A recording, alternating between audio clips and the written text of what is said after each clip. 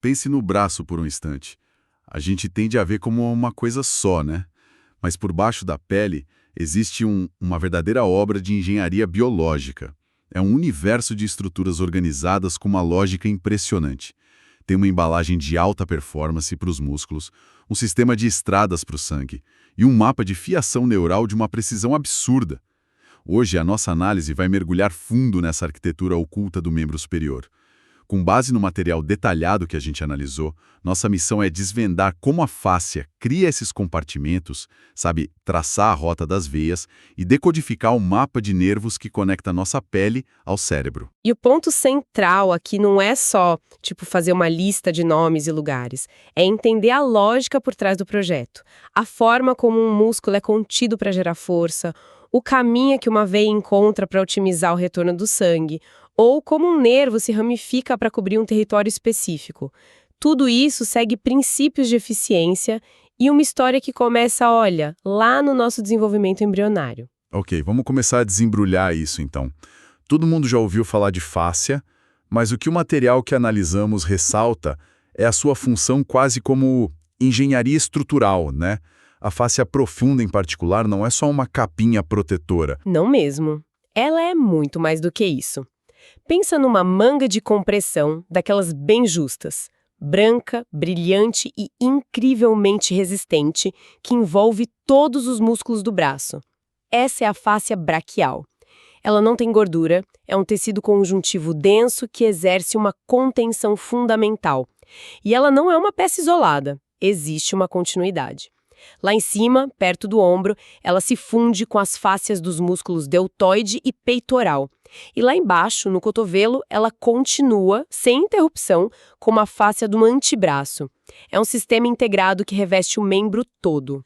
E essa contenção é a chave. Mas o que me chamou mesmo a atenção foi que essa manga não se limita a cobrir a superfície. Ela envia paredes para dentro, mergulhando entre os músculos. E esse é o pulo do gato. Essas extensões são os septos intermusculares, um medial e um lateral. Eles funcionam como divisórias que se projetam da face interna da fáscia e vão se ancorar direto no osso do braço, no húmero.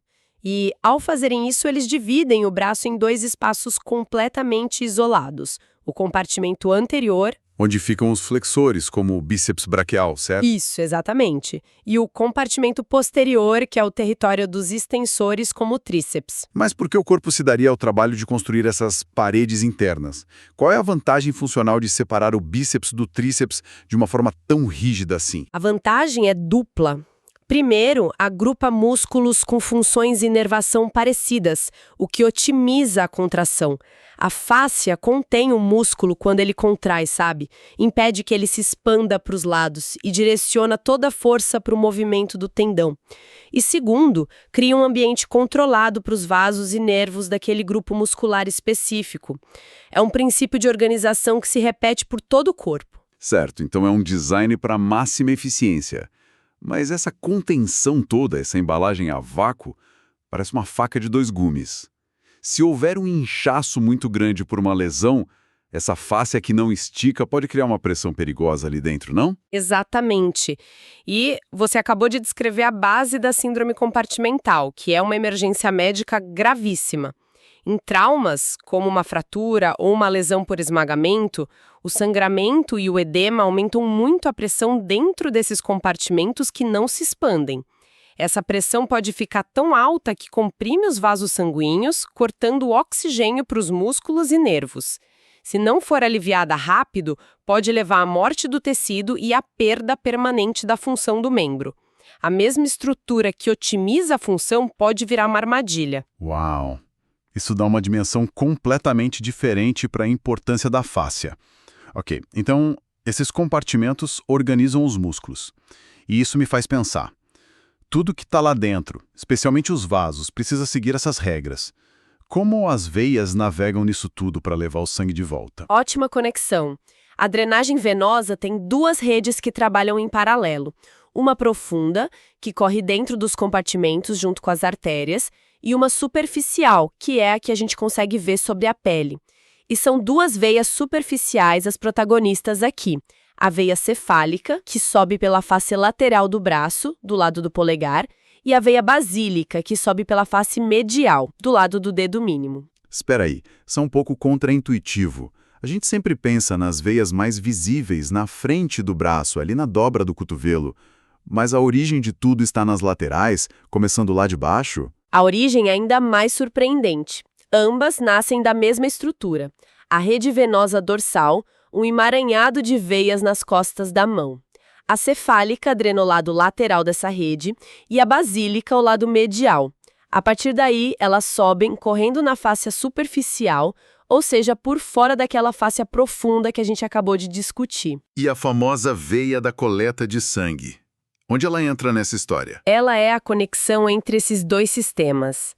Na fossa cubital, aquela depressão na frente do cotovelo, a veia cubital mediana forma uma ponte, geralmente em forma de H ou M, conectando a cefálica e a basílica. O fascinante aqui é a importância clínica dela. Por ser grande, superficial e relativamente estável, ela virou o local preferido para venopunção. É a veia que todo estudante de enfermagem ou medicina aprende a amar ou a temer. E a anatomia dela é sempre igual. Um H perfeitinho? Longe disso. E aí entra a importância de conhecer as variações. Em muitas pessoas, essa comunicação é diferente, ou até nem existe. Às vezes, a própria cefálica ou a basílica são as veias mais proeminentes na fossa cubital.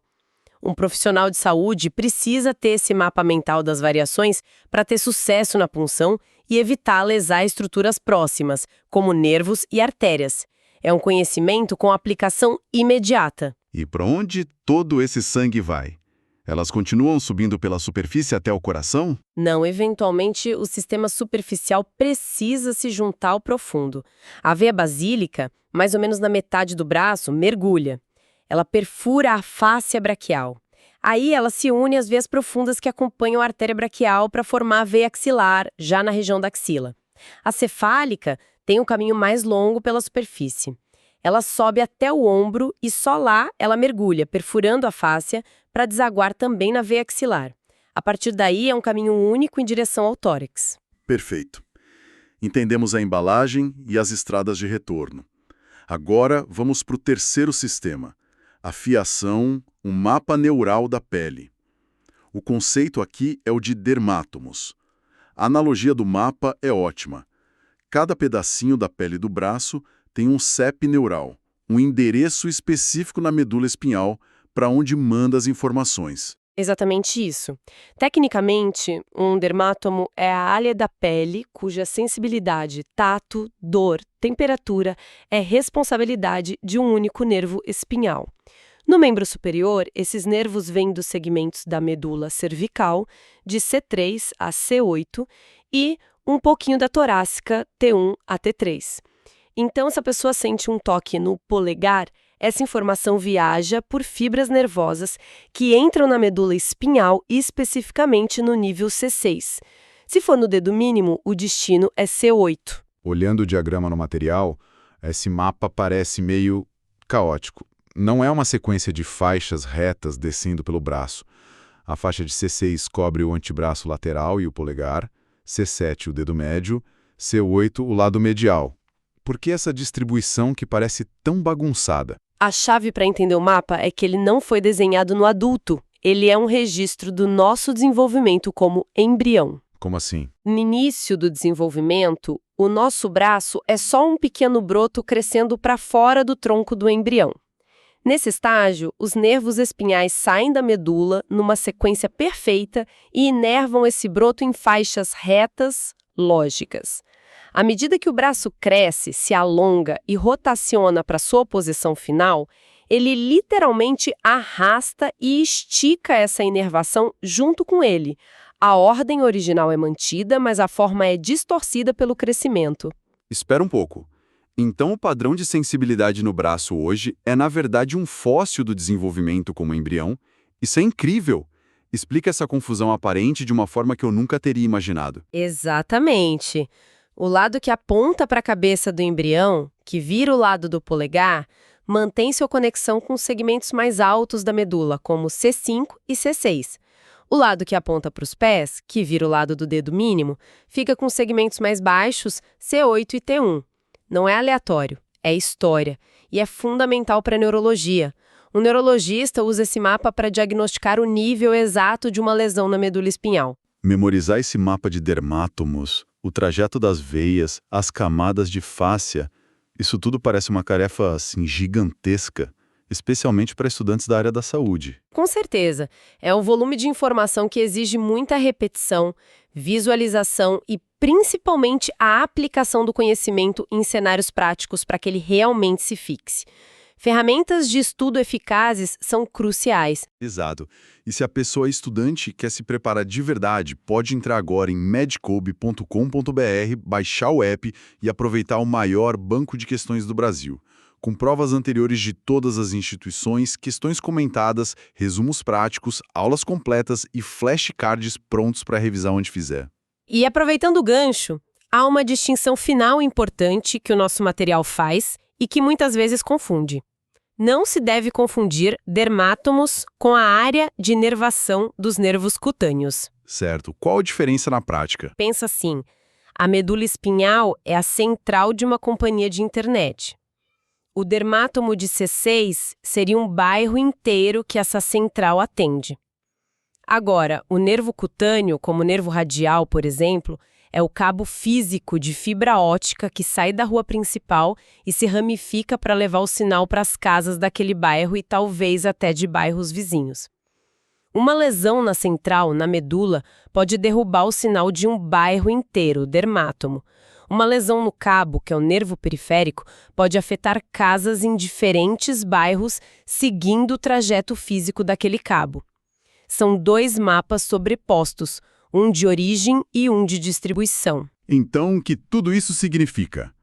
Em pouco mais de alguns minutos, nós desembrulhamos a engenharia da fáscia que cria compartimentos de alta performance, seguimos as veias desde as costas da mão até a axila e decodificamos o mapa neural, que é um registro da nossa própria história embrionária. A humana é a antítese do aleatório.